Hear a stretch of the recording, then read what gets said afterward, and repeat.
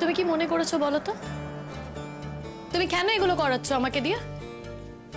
কি ভেবেছো তুমি মরে যাবে? আর এত সহজে আমি তোমাকে মরে যেতে দেব? ওরা তাকাও আমার দিকে। ট্রাস্ট করো না না আমাকে? বুঝতে পেরেছি, একদম ভরসা করো না, তাই তুমি ভাবছো যে তোমার এই টাকা পয়সাগুলো পেয়ে আমি আর তোমার চিকিৎসা করাবো না। কি ধরনের কথা বলছো তুমি শিমুল? এগুলো কি বলছো? তোমার মনে হয় এত ছোট ছোট ভাবি আমি তোমাকে?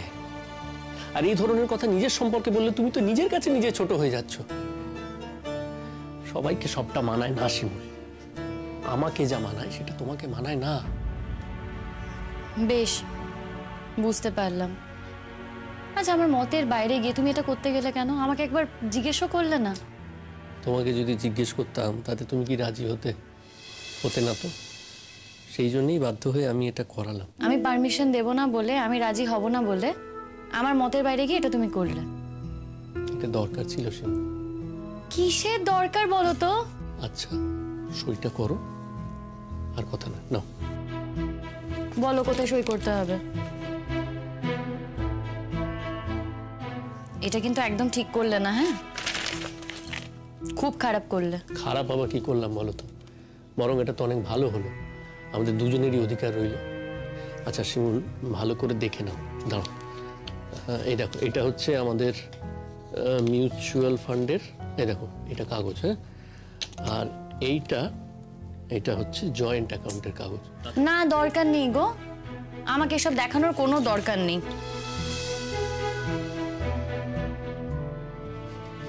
আচ্ছা শিমুল, তোমার কি মনে হয় বলো তো, আমি এখন আমার এই অবস্থাতে ব্যাংকে গিয়ে টাকা তুলতে পারবো?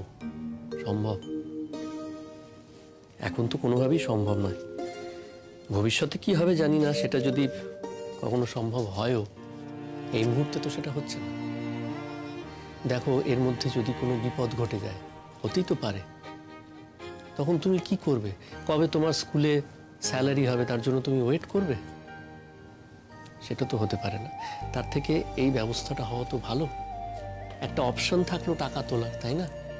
আচ্ছা ধরো, এই যে আমার কাছে অপশনটা রইলো, আমি যদি তোমাকে না জানিয়ে সমস্ত টাকা তুলে নিই, তোমার ভাই যেমন বললো আর কি, সেই কারণেই আমি তোমার সাথে ভালো ব্যবহার করছি, তখন কি করবে? তুমি এখনো পর্যন্ত পলাশকে আমার থেকে আলাদা করে দেখতে পারো না, না? বুঝতে পারি। বিশ্বাস করো সীমা, আমি যদি কখনো কোনো মুহূর্তে এই ধরনের কথা বলি না, সেই মুহূর্তে যেন আমার জিভ খসে যায়, আমার জন্য মৃত্যু হয়। হে আজে বাজে কথা বলছো তুমি। তুমিও তো আজে বাজে কথা বলছো না? আচ্ছা ঠিক আছে, আর বলবো না। শিমুল শোনো, এই কাগজপত্রগুলো না তুমি তোমার কাছে সাবধানে রেখে দাও তো। আচ্ছা, আমি আমার কাছে কোথায় রাখবো? যেখানে রাখা ছিল সেখানেই রেখে দাও না তুমি। না, তুমি ঠিক বুঝতে পারছো না, এই পলাশের হাবভাব গতিবিধি কিন্তু আমার একেবারে ভালো লাগছে না। ও যে কোনো দিন এই বাড়িতে এসে যদি আমাকে মানে ভয় টয় দেখিয়ে ও যদি ধাক্কা টাক্কা মেরে... অত সহজ নাকি ধাক্কা দিয়ে ফেলে দেবে মানে? আর তাছাড়া ফেলে দিয়ে বা কি করবে? শোনো, দুজনে সই ছাড়া না কিচ্ছু হবে না, বুঝেছো? বুঝতে পারছো না, আমি ওকে বিশ্বাস করি না। ও নিজের স্বার্থে সবকিছু করতে পারে। তুমি প্লিজ এই টেনশন আমাকে রেখো না, এটা রেখে দাও। আচ্ছা ঠিক আছে, আমি বরঞ্চ আলমারিতেই রেখে দিচ্ছি।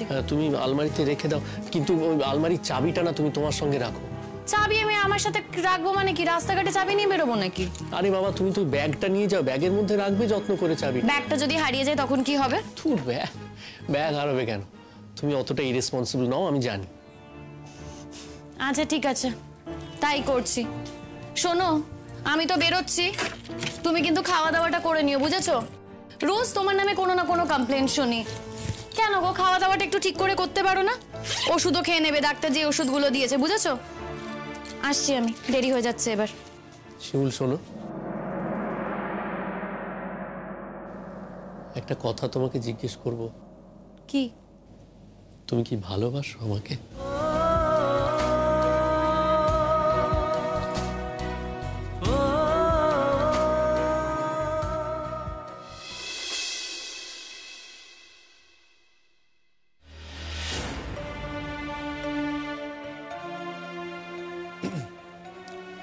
তোমার সাথে আমার কিছু কথা ছিল।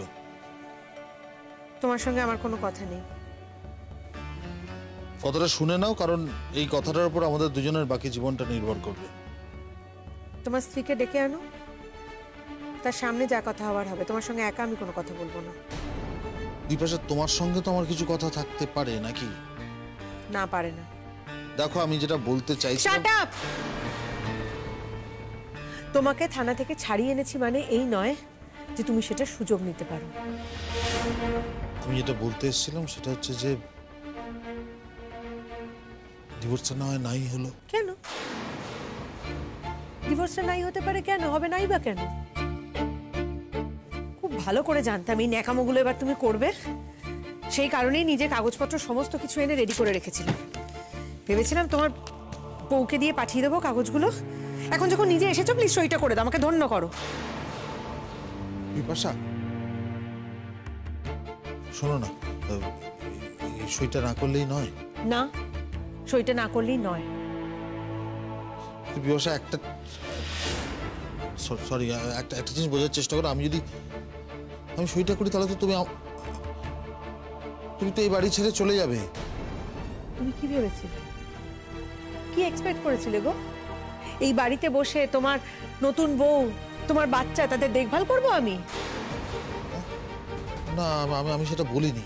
তুমি কি বলতে চাইছো, তুমি কি বলেছো, তুমি কি বলনি, আমি কিচ্ছু শুনতে চাই না। আমার কিছু যায় আসে না। শোনো না, আমি তো তোমাকে ঠকিয়েছি। তুমি আমাকে আবার জেলে ভরে দাও না প্লিজ। প্লিজ, আমি হাত জোর করছি, আমাকে এই সইটা করতে বলো না প্লিজ। নাটক নাটক নাটক আর নাটক। তো নাটক করতে পারো, আমার ভালো লাগে না গো এই নাটকগুলোতে। আমার কিছু যায় আসে না। তুমি করতেই পারো, কিন্তু আমাকে জাস্ট টাচ করে না নাটকগুলো। অসহ্য লাগছে আমার। দেখো, আমি তোমাকে একটা কথা বলি এবার। আমি না দুটো দিক ব্যালেন্স করে খুব সুন্দর চলছিলাম। তারপর সব যখন জানাজানি হয়ে গেল, তখন মধুরিমা মেয়েকে নিয়ে আমাদের বাড়িতে চলে এলো। আমি তোমাকে ভুল ভেবেছিলাম। হ্যাঁ, আমার তোমার উপর রাগ হয়েছিল। আমি জানি আমি অন্যায় করছি, সেটা জেনেও আমার তোমার উপর রাগ হয়েছিল, কারণ আমার মনে হচ্ছিল যে যা যা ঘটছে সব তোমার জন্যই ঘটছে। অপরাধীদের যেটা মনে হয়। বিপাশা, তারপরেও দাঁড়িয়ে এত কিছুর মধ্যে আমি একটা কথা বলছি তোমাকে। যে মুহূর্তে আমার মনে হলো যে তুমি আমাকে ছেড়ে চলে যাবে না, আমার সাথে একটা কথাই মনে হলো, আমি বাঁচবো কি করে, আমি কি করে থাকবো তোমাকে ছাড়া। কেন পারবে না? কেন পারবে না? কেন অসুবিধা হওয়ার তো এখন আর কোনো কথা নয়। আর এক সেকেন্ড, তোমাকে তো বললাম, তুমি যদি মনে করে থাকো যে তোমার এই সমস্ত কথাবার্তা, তোমার এই সব নাটক, তাতে আমি গলে যাব, তুমি ভুল করছো। তুমি একদমই ভুল করছো।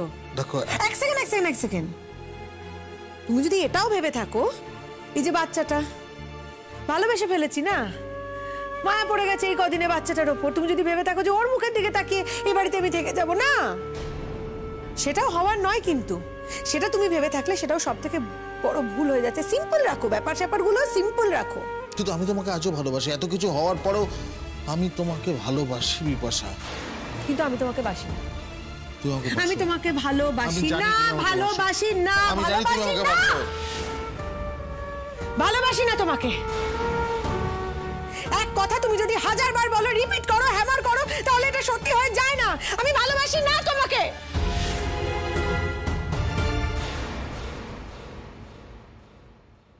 ভালোবাসো না, তাই তো? সব বুঝি মুখেই বলতে হবে? মুখে না বললে ভালোবাসা বোঝো না তুমি? কিন্তু দয়া আর ভালোবাসা এই দুটো কি এক? তোমার কি মনে হয় আমি তোমাকে শুধু দয়া করছি? না, তুমি যে আসলে খুব দয়ালু মানুষ, সেটা তো সবাই জানে। তার মানে এই নয় যে আমি তোমাকে দয়া করছি। সেটা হয়তো করছো না, তুমি তোমার কর্তব্যটুকু করছো। কিন্তু শিমুল, আমার না সত্যি জানতে ইচ্ছে করে, তুমি কি সত্যি আমাকে ভালোবাসো? বাসি বলেই তো বিশ্বাস করি। তোমার যদি অবিশ্বাস থাকে তাহলে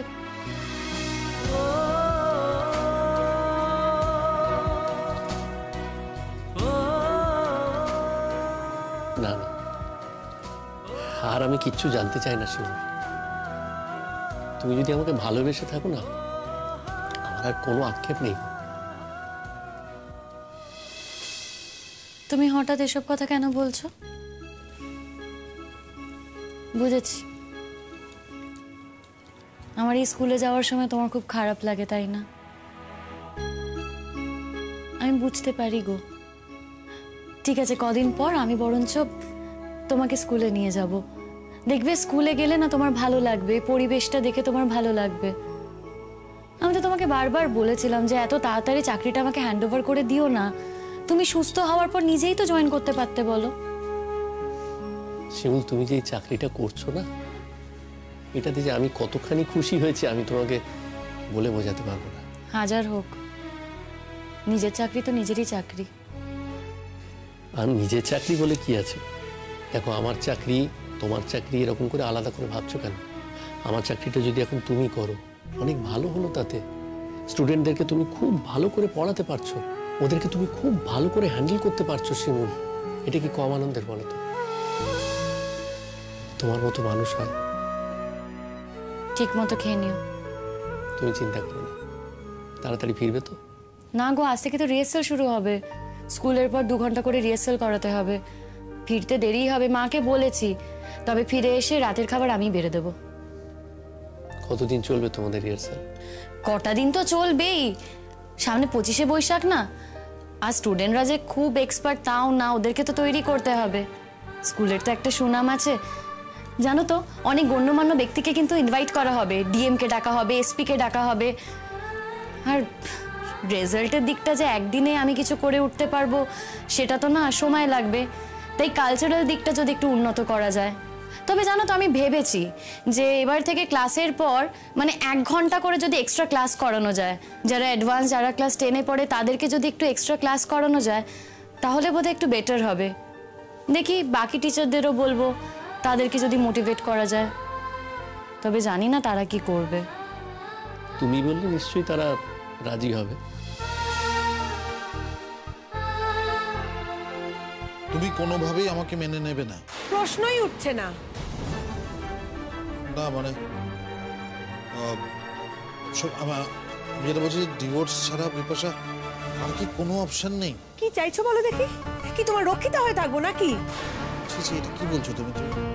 তুই এভাবে কেন নিজেকে অসম্মান করছো? বিপাশা, তুমি আমার বিবাহিত স্ত্রী। তাহলে মধুরিমাকে কে বলো? মধুরিমাকে? ওকে তুমি রক্ষিতা করে রাখবে? জানিয়েছো ওকে? বলেছো এই কথাটা? ও রাজি হয়েছে? ও যদি রাজি হয়েও থাকে, আমি তো রাজি নাও হতে পারি। কি ভাবছো নাকি তুমি? হ্যাঁ, একজন তোমার রক্ষিতা থাকবে, একজন বউয়ের মতো হয়ে থাকবে, একজন বাড়িতে তোমার বউ হয়ে থাকবে। না, পারবো না আমি।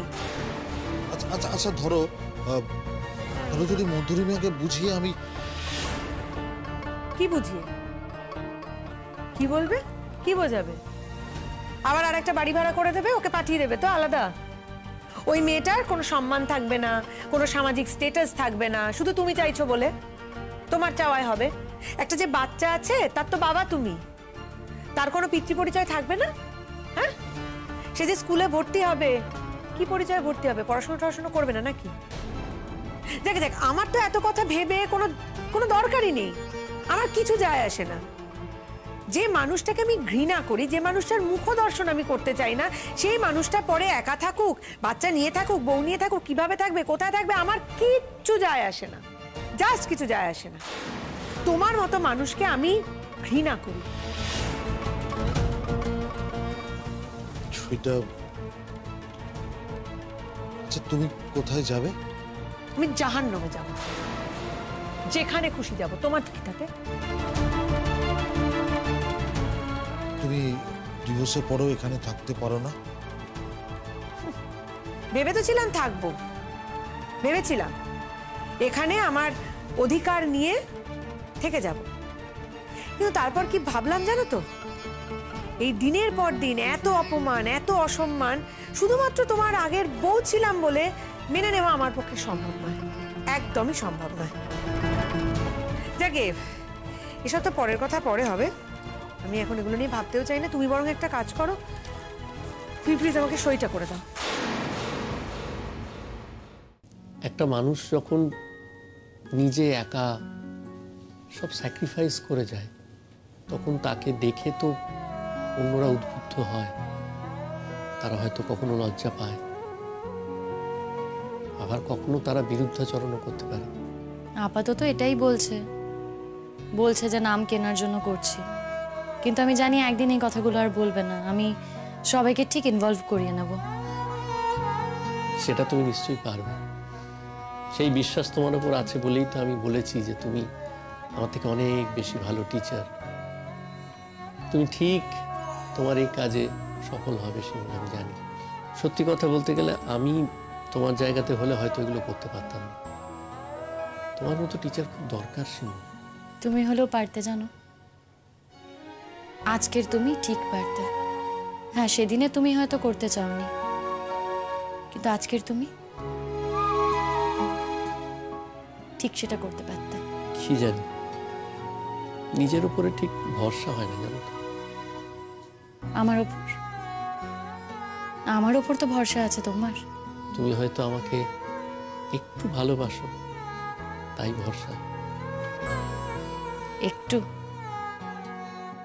একটুই যে আমার জন্য যথেষ্ট শিমুল। আমি যে এর থেকে বেশি এক্সপেক্টও করি না, আর এর থেকে বেশি বোধহয় আমার প্রাপ্য নয়, জানো।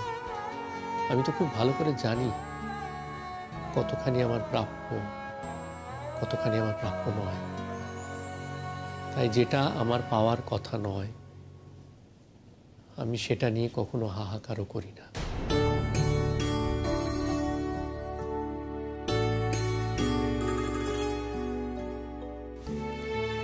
তোমার কি হয়েছে বলো তো?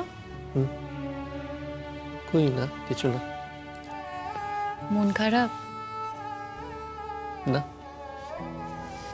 এই শোনো, তোমাকে যে আমি বিভূতিভূষণ বন্দ্যোপাধ্যায়ের বইটা দিয়ে গিয়েছিলাম, পড়েছো? ভালো লাগছে না, জানো তো। বইটা তো পড়েছি আগে। আমি জানি পড়া, কিন্তু তবু একবার পড়ে দেখো না। রবি ঠাকুরের ডাকঘরের ওই দইয়ালা, সেটা একবার পড়ে দেখো, দেখবে কেমন অন্যরকম মনে হবে। রবি ঠাকুরের লেখা তো এক এক সময় এক এক রকম মনে হয়, জানো তো। এই তোমার মানসিক অবস্থা যা, এই সময় যদি তুমি গল্পটা পড়ো, দেখবে অন্যরকম একটা মানে খুঁজে পাবে। তাই তোমাকে বলছিলাম, পড়ো না। তুমি হয়তো ঠিকই বলছো। মানে আমি পড়ার চেষ্টা করি না সেটাও নয়, কিন্তু কি হয় বলো তো, মানে কনসেন্ট্রেশন থাকে না। তারপরে একটা সময় কেমন একটা অবশ লাগে, ঘুম ঘুম পায়। ঠিক আছে, যখন ঘুম পেয়ে যাবে ঘুমিয়ে পড়বে, ঘুম থেকে উঠে আবার পড়বে। সেই তো একই রুটিন বলো। একটা ঘরের মধ্যে সেই খাও দাও, আবার ঘুমো, আবার ঘুম থেকে ওঠো, বই পড়ো, আবার খাও, ঘুমিয়ে পড়ো। একই রুটিনের পুনরাবৃত্তি। ভালো লাগে? আচ্ছা, তুমি তো এখন মানে বলতে নেই, একটু হলেও তো লাঠি স্টিক ধরে হাঁটতে পারছো। তা একটু পারছি। তাহলে মাঝে মধ্যে একটু চেষ্টা করো না, যদি একটু এই বাগানটায় হাঁটা যায় আস্তে আস্তে, লাঠি ধরে ধরে। না, আসলে কি বলতো, আমি বাগানে হাঁটতে গেলে না মা ভীষণ ভয় ভয় থাকে। মা ভয় পায় এই বোধহয় আমি হোঁচট খেয়ে উল্টে পড়ে যাব। তারপরে এই আগের দিন পলাশের যে ঘটনাটা হলো, তারপর থেকে মা ভীষণ ভয় পায়, ভয় একেবারে কুঁকড়ে থাকে। ভয় আবার কি? হ্যাঁ, কি করবে পলাশ তোমার? করুক না কোনো ক্ষতি, আমি থাকতেও তোমার কোনো ক্ষতি করতে পারবে? শিমুল, তুমি আমাকে আমার সমস্ত ক্ষতি থেকে আড়াল করে রাখবে না? চাই। আমি আমার আঁচল দিয়ে তোমাকে সব ক্ষতি থেকে আড়াল করতে চাই।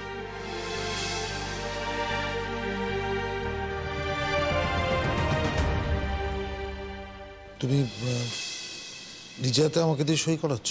হ্যাঁ, করাচ্ছি তো। তুমি জানো যে একটা মেয়ে যদি নিজে থেকে সই করে, তখন সেই পুরুষের আর কোনো শাস্তি হয় না, এবং সেক্ষেত্রে মেয়েটা পুরুষের থেকে কোনো খোরপোশও দাবি আমি করে। চাই না, তোমার এক পয়সা আমি চাই না, কিচ্ছু চাই না। শুধু তোমার থেকে মুক্তি চাই। তুমি যদি সইটা করে দাও, তাহলে তোমার সঙ্গে আমার যে সম্পর্কটা ছিল, সেই সম্পর্কটা থেকে আমার মুক্তি হয়। তুমি প্লিজ দেবে? সুইটা করে দেবে প্লিজ? দেখো, তুমি যেগুলো বলছো ঠিক বলছো, তোমার জায়গা থাকলে হয়তো আমিও বলতাম। বিপাশা, আমি তোমাকে ঠকাতে চাই না। আমি যেটা কি? আমি তোমাকে ঠকাতে চাই না।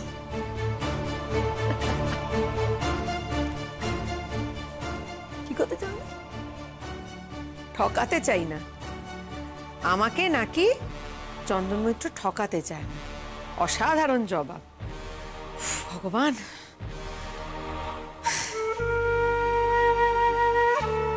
বলো, আরো বলো। তুমি ভুল তো কিছু বলছো না, ঠিকই বলছো। আচ্ছা, এই একই কাজটা যদি আমি করতাম, এইরকমই একটা প্যারালাল রিলেশনশিপ দিনের পর দিন বজায় রাখতাম, তারপর একটা বাচ্চার মা হয়ে তোমার বাড়িতে ঢুকতাম, কি করতাম? Please please. বাবা, ভাবতে পারছি না। ভাবতেই পারছো না? না ভাবতেই পারছো না? কি অদ্ভুত কথা বলো দেখি। তুমি একটা জিনিস ভাবতেই পারছো না, আর ঠিক সেই কাজটাই যদি আমি করি। অদ্ভুত, অদ্ভুত। কি হিপোক্রেসি না তোমাদের, কি হিপোক্রেসি বলো দেখি। নিজেরা যে কাজটা করতে পারো সেটা একটা মেয়ে করতে পারে না। কেন পারে না? কেন পারে না আমাকে বলো দেখি। কেন পারে না জানো? কারণ মেয়েরা সেরকম নয়, মেয়েরা অধার্মিক নয়, অধার্মিক হতে পারে না, তাই পারে না।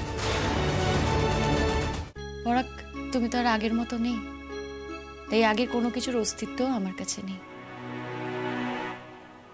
আমার দেখা আলোয় এখন তুমি একটা নতুন মানুষ।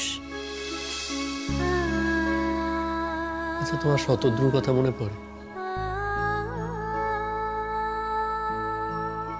কালকে তোমার ভাই কথাগুলো বললো বলে এখন জিজ্ঞেস করছো, তাই তো? না না, একদমই নয়, এমনি জিজ্ঞেস করলাম।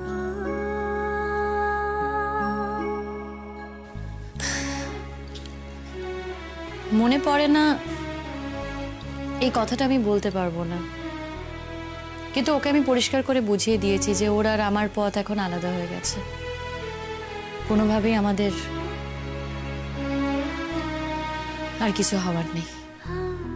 তোমার কষ্ট হয় না? কিসের কষ্ট? না, এই যে তোমাদের একসঙ্গে পথ চলাটা হলো না তো। দেখো, আমার আর শতদ্রুর একসঙ্গে পথ চলা আগেই বন্ধ হয়ে গিয়েছিল। তখন মনকে মানিয়েও নিয়েছিলাম, কিন্তু ঘটনাচক্রে